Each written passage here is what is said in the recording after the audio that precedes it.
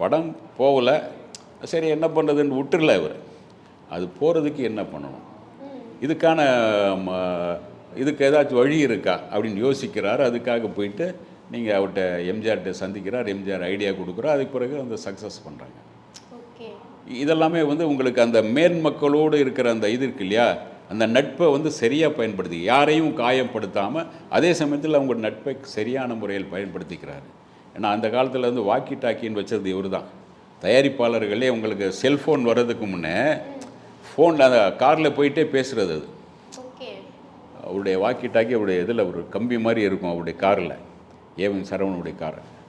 நான் பெரும்பாலும் பார்த்துருக்கேன். இதில் நம்ம ஆர்காட் ரோடில் பார்த்துருக்கேன். அவர் வருவார் போவார். அப்போ பார்த்தீங்கன்னா அந்த ஃபோன்லேயே இப்போ அங்கே பேசிகிட்டே போவார்.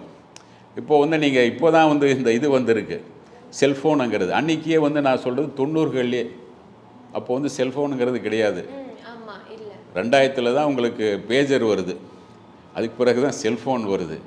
அதுக்கு முன்னே அந்த வாக்கி டாக்கிங்கிறது இவங்க இருக்குது. அந்த வாக்கி டாக்கியில் அப்படியே பேசிட்டு அப்படியே அதை இந்த அளவுக்கு விஞ்ஞானத்தை ஆரம்பத்துலேருந்து இவங்க விஞ்ஞானத்தோடும் ஒட்டியிருக்காங்க. அதே சமயத்தில் அந்த கலாச்சாரத்தோடும் பண்பாட்டோடும் கலந்து படங்களை பண்ணாங்க. அதனால் இன்றைக்கி வரைக்கும் அவனுடைய அந்த பேனர் வேல்யூங்கிறது எங்கேயுமே கெடுத்துக்கலாம்.